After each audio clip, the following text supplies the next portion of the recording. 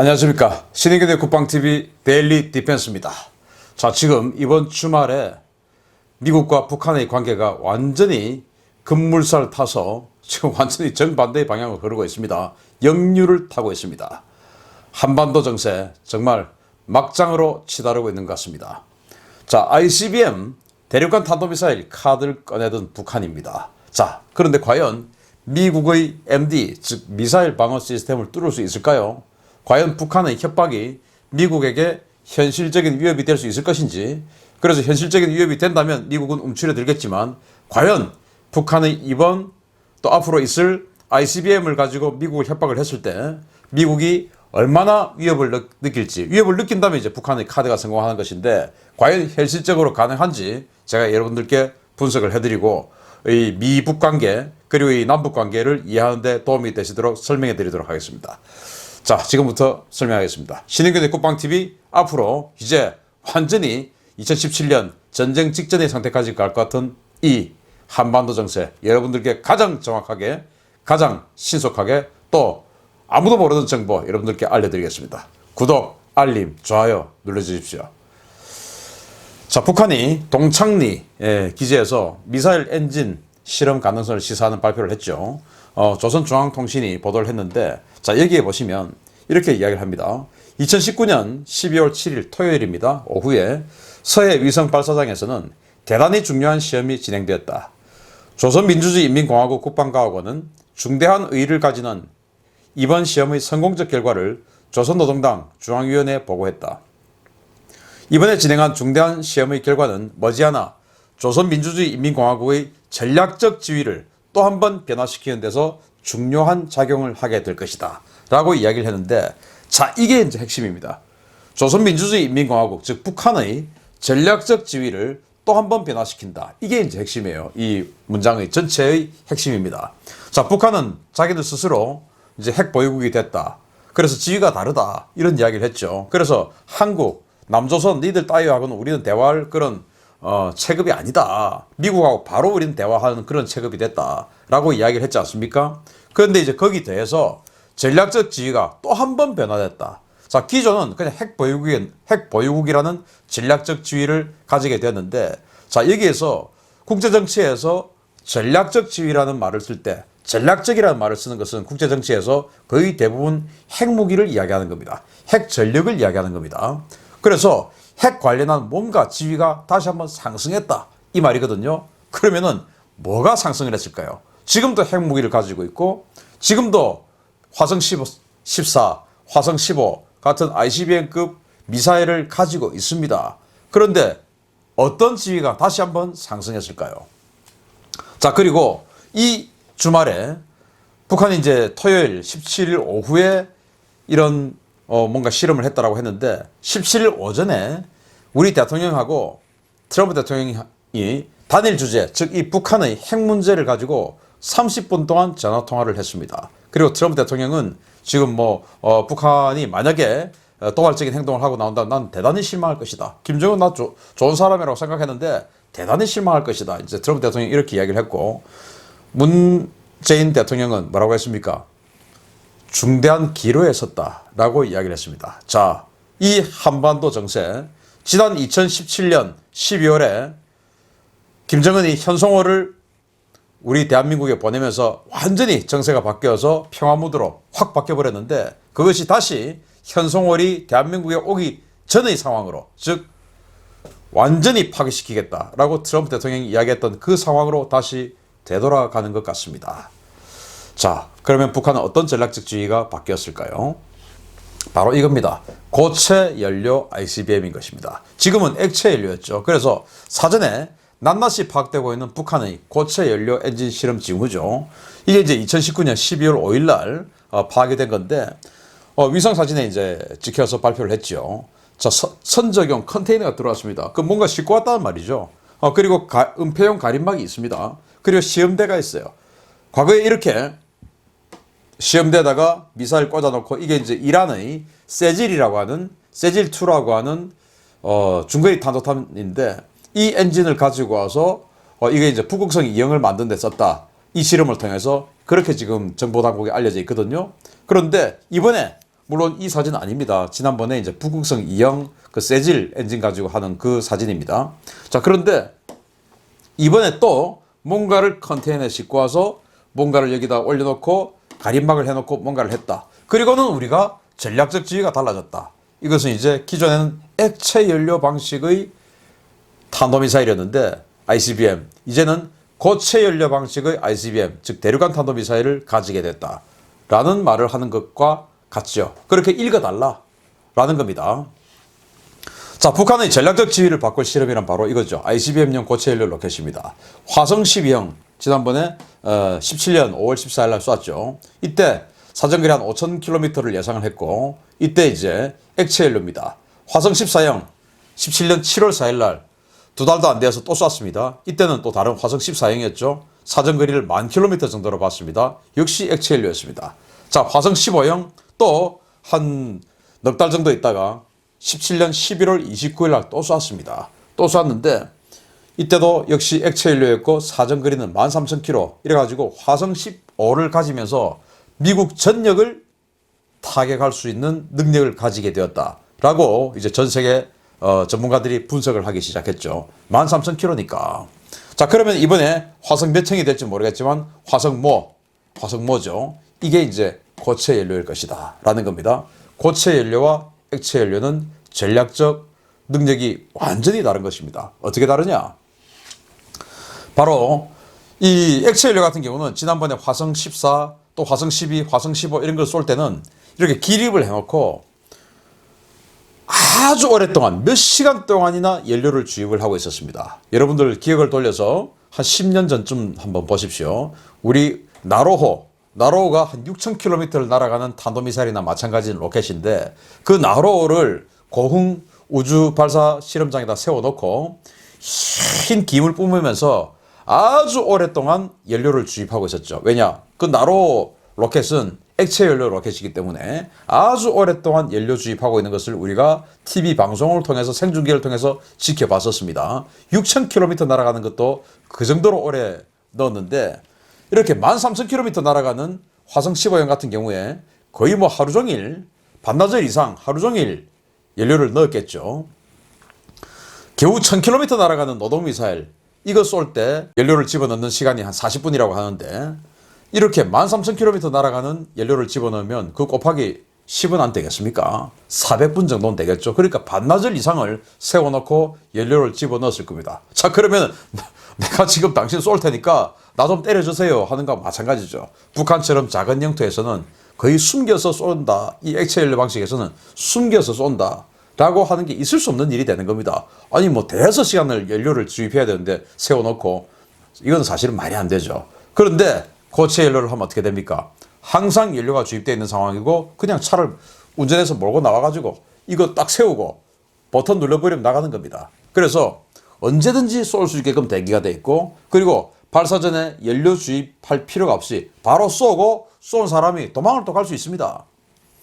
자, 그런데 북한은요 이 발사 차량이 많지 않습니다. ICBM을 쏠 수 있는 이 발사 차량이 제가 알기로 거의 한 6대밖에 없습니다. 이게 지난 2012년도에 열병식을 할 때 공개를 한 그때 당시에는 KN-08이라고 했는데 그 KN-08을 싣고 나왔던 바로 그 트럭입니다. 그게 이제 과거에 중국의 그 트럭 회사로부터 목재 벌목용 트럭이다라고 이제 속여가지고 밀수를 해서 그것을 이제 미사일 발사 차량으로 개조를 한 것인데 그때 6대가 들어왔습니다. 6대가. 그래서 북한은 그 6대를 가지고 계속 축을 늘리고 또 뭐 개조를 하고 해가지고 그것을 가지고 화성 14형이다, 화성 15형이다 이걸 계속 보여주면서 마치 이 발사 차량이 아주 많은 것처럼 하고 있지만 실제로는 그 6대가 다다 이렇게 보는 게 맞습니다. 그렇기 때문에 그 발사 차량 하나가 대단히 중요한 전략적 자산이죠. 그래서 발사 차량을 지키기 위해서는 쏘고 바로 튀어야 됩니다. 뭔가 안전지대로 튀어야 되죠. 그걸 이제 히트 앤드 런이라고 하는데 그래서 이 고체 연료는 쏘고 튈 수가 있습니다. 그래서 아주 전략적 효용성이 뛰어나죠. 자, 그래서 이 사진을 보시면 화성 15형 같은 경우에는 8,100마일 이상이다라고 이제 미국의 과학자들이 이렇게 분석하고 있는데 이게 이제 13,000, 14,000km 이상이 되니까 미국 전역 미국 전역이 사정권에 들어오는 것이다. 자, 그러면서 미국 전역이 사정권에 들어오면서 기습 발사가 가능한 그런 ICBM을 만드는 것이 북한이고, 그렇게 되었을 경우에 지금 액체 연료 상태 화성 14, 화성 15 이런 것은 미국이 딱 위성으로 딱 보고 있으면 이게 뭐 연료 주입하는데 대여섯 시간 걸리니까 바로 그냥 연료 주입하고 있을 때 때려버리면 되죠. 그런데 이런 고체 연료는 동굴에 있다가 그냥 끄집어내 가지고 기립하고 쏴버리면 되니까 한 1, 20분이면 해버리는 겁니다. 그래서 이거는 위험하다. 그래서 자신들의 전략적 지위가 달라진 것이다. 이렇게 이제 호언장담하는 것입니다. 자, 그러니까 트럼프 너 내 말 들어. 내 크리스마스 선물. 자, 지금 이제 이렇게 했는데 이게 크리스마스 선물 아니야. 그래서 12월 24일 또는 이 정도가 크리스마스 선물이다라고 느껴질 만큼의 뭐 한 12월 한 20일 지나서겠죠. 그 정도에 내 쏠 거다. 쏘면 너 어떡할래? 나 나쁜 짓 할 거야. 라고 떼쓰는 아이처럼 그런 모습을 지금 보여주고 있는 것입니다. 그러니까 너가 정치적으로 공경에 빠져들기 싫으면 나한테 빨리 숙이고 들어와. 지금 이 내용이거든요. 왜? 미국 국민들이 불안해할 거잖아. 나같이 나쁜 놈이 언제 미국 전역으로, 뉴욕으로, 워싱턴 DC로, LA로, 샌프란시스코로, 중부에 있는 세인트루이스로 언제 내가 쏠지 모르니까 미국 국민들이 불안해하니까 너를 싫어할 거 아니야. 그러니까 너가 빨리 숙이고 들어와. 너 선거해야 되잖아. 이거거든요. 그러면 미국 국민들이 과연 얼마나 두려워하게 될 것인지, 미국은 이것을 여객을 할 수가 없을지, 그것을 제가 지금부터 알려드리도록 하겠습니다.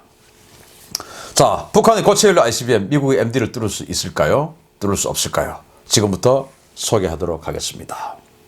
자, 북한이 ICBM을 가지고 미국을 공격하려고 하면은 일단 기습 공격을 할 수 있어야 되죠. 그렇게 되면은 미국이 모르는 상황에서 후다닥 꺼내가지고 빨리 쏴야 되는데, 그러려면 미국에게 들키지 않아야 됩니다. 안 그러면 들키면 이제 선제 타격이 날아오기 때문에 들키지 않아야 되죠. 또 들키지 않은 상황에서 기습 공격을 해야 나머지 미사일 방어 시스템이 채 작동을 할 수가 없습니다. 그런데 과연 들키지 않을까요?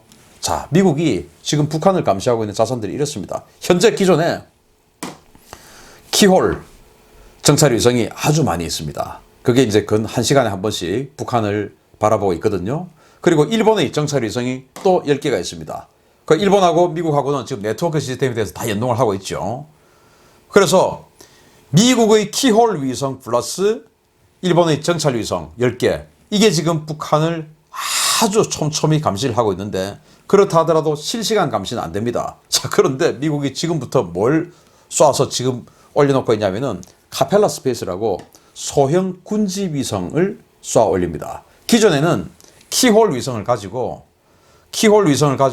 북한이 지금 좀 심상치 않다. 그러면은 회전을 하고 있는 놈을 회전을 중지시켜서 끄잡아 내려가지고 북한 상공에다 고정시켜 버립니다.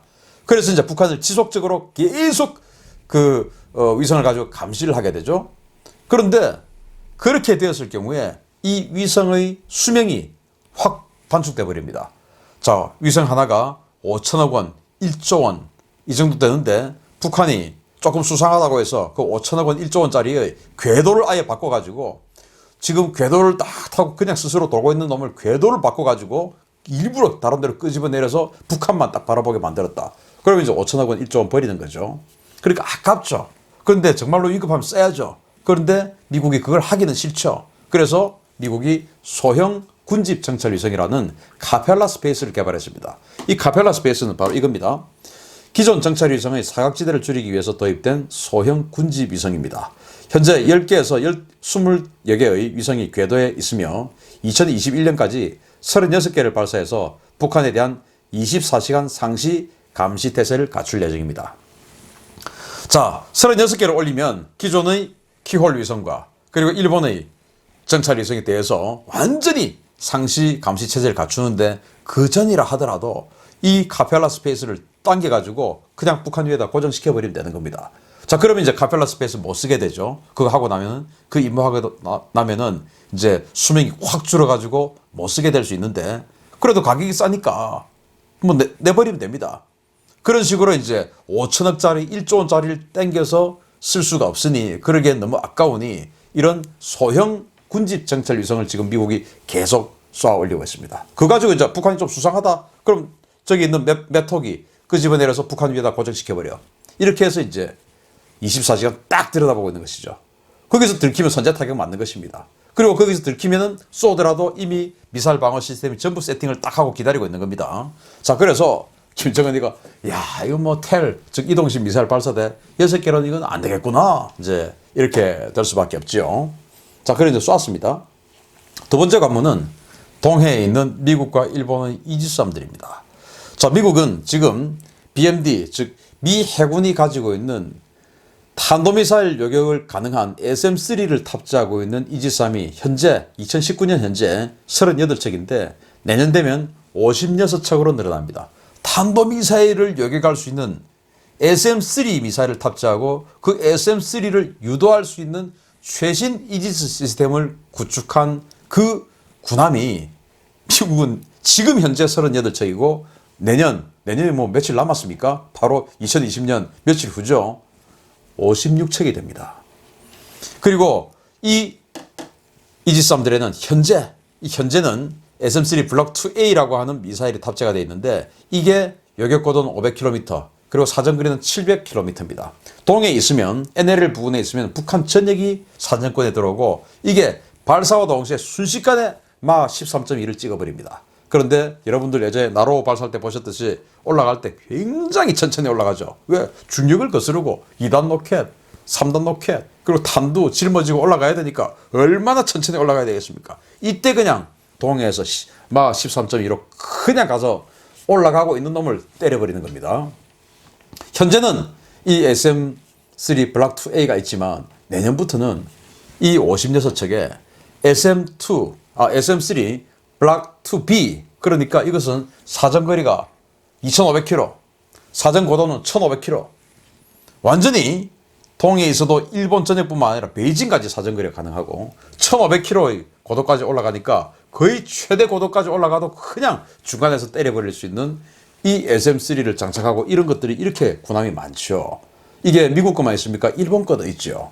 일본 이지스함도 지금 8척이나 지금 준비가 되고 있죠. 이러니 이 동해를 벗어날 수 있을까요? 벗어나기 힘듭니다. 그런데 또 벗어났다 칩시다. 아주 여행으로. 그러면은 세 번째 관문은 GBI입니다. GBI. 미국의 이제 미니트맨 3라고 하는 ICBM, 미국의 대륙간 탄도미사일이 있는데 이 ICBM을 가지고 요격미사일로 개조를 한 것이 GBI입니다. 이 GBI 요격미사일은 사정거리가 5,300km고 요격고도는 2,000km입니다. 그러니까 중국이든 러시아든 북한이든 미국을 공격하려고 하면은 지구 구형으로 이루어진 지구의 특성상 거의 반드시 알래스카 쪽을 거쳐서 미국으로 가게끔 되어 있습니다. 그래서 알래스카의 포트 그릴리에 30개의 GBI가 지금 준비가 되어 있는데 이 GBI는 사일로 방식. 그래서 30개의 GBI 사일로가 알래스카 포트 그릴리에 준비가 되어 있어서 30개를 동시에 발사해서 요격할 수가 있습니다. 그리고 캘리포니아의 그러면 이제 알래스카의 GBI가 사정 고도가 2,000km니까 미국이든 러시아든 중국이든 북한이든 최대 정점 고도를 찍어도 2,000km입니다. 그러니까 중간 비행하고 있는 것 중간에 그냥 요격시켜 버리는 거예요. 그래서 포트 그릴리에서 만약에 실패를 했다. 그러면은 캘리포니아에 있는 이 반덴버그 기지 여기에 또 10개의 사일로가 준비가 되어 있습니다. 여기에서 또 이제 3차 요격에 들어가는 것이죠. 자, 그런데 GBI 그건 그 요격 성공률 낮아. 이제 이렇게 해가지고 가장 최근에 2019년 3월 25일 날 2개의 탄도미사일을 다목표를 동시에 요격하는 실험을 성공했습니다. 미국이 6,000km짜리 탄도미사일 2발을 쏴가지고 중간 비행 단계에서 요격을 동시에 요격하는 것을 2019년 3월 25일 날 성공했어요.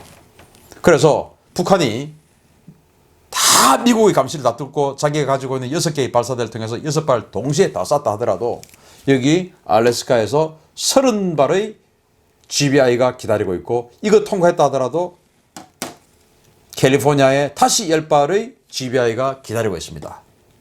이거 통과할 수 있을까요? 통과하기 힘들죠. 통과했다고 치고 그럼 또 어떻게 되냐? 바로 괌, 하와이 그리고 서부 해안에 쫙 깔려있는 시애틀에 있는 해군기지, 샌디에고에 있는 해군기지 그리고 알래스카 쪽에 있는 항해하고 있는 해군 군함에 있는 이 사정고도 1,500km, 사정거리 2,500km짜리 이 이지스함의 SM-3를 다시 요격을 피할 수 있을까? 이 수많은 요격 단계, 이거 피할 수 있을까? 저는 힘들다고 봅니다. 그런데 중국과 러시아는 할 수 있겠죠. 왜냐? 다 탄도미사일이고 그게 쪼개지면서 완전히 다른 방식으로 요격을 피하면서 날아가고 하니까 중국과 러시아는 이것을 다시 해결할 수 있는 단계까지 들어갔지만 아직 북한은 그게 아니다. 그게 아니다. 그래서 제가 트럼프 대통령에게 다시 한번 주장하고 싶은 것은 정말로 북한을 비핵화시키고 이거 무력으로 군사적 조치로 해결해야 되겠다. 그러면은 북한이 다탄도미사일 그것도 재돌입하면서 움직이면서 다른 목표를 회피 기동하면서 다른 목표를 할 수 있는 개발하기 전에 처리를 해야 된다. 그 말씀을 꼭 드리고 싶습니다. 자, 그래서 미국 영토에 단 한 발도 떨어뜨릴 수 없는 북한의 블러핑입니다. 현재 전략적 지위가 높아졌다. 뭐 지위는 높아졌죠. 액체 연료보다는 완전히 그냥 미국에게 100%, 120% 노출될 수밖에 없는 액체 연료 방식은 아니기 때문에 이제 이번 크리스마스 선물로 보여주려고 하는 그게 고체 연료 방식의 뭔가가 될 것이기 때문에 그것은 전략적 지위가 높아진 건 사실입니다. 그러나 그렇다 하더라도 미국의 영토에 단 한 발도 떨어뜨릴 수 없다. 왜? 아까 제가 보여드렸던 그 수많은 감시 자산 그리고 요격 자산을 뚫고 미 영토에 떨어뜨릴 수 있는 미사일 기술이 아직은 안 된다. 수년 내에도 힘들다. 그러니까 트럼프 대통령 지금 처리해야 된다. 자, 그거 쏘는 순간 너 죽는 거야. 왜냐? 미국이 미 합참이 핵 태세 검토 보고서에 따라서 핵 사용 지침서를 만들었죠.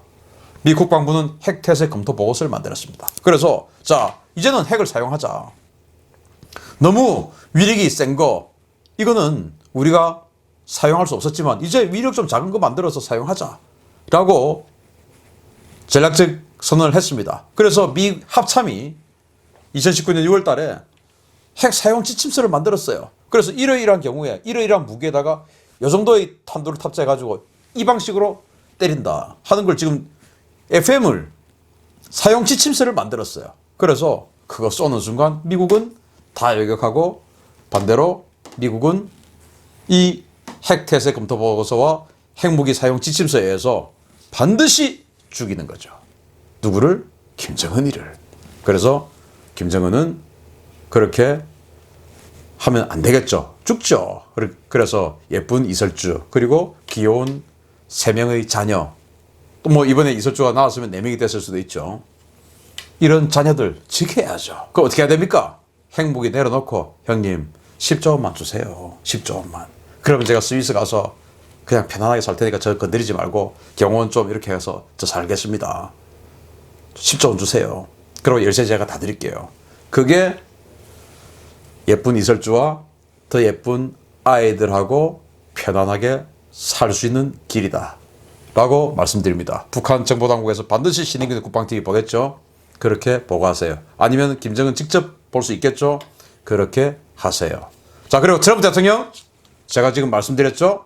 북한이 다탄도 미사일 회피 기동하는 다탄도 미사일 개발하면 정말 힘들어집니다. 그거 하기 전에 뭐 고체 연료 ICBM 만들었다고 해서 쏠 필요 없습니다. 그거 GBI 그리고 카펠라 스페이스 GBI 또 GBI 그리고 SM3 또 SM3 뚫고 못 갑니다.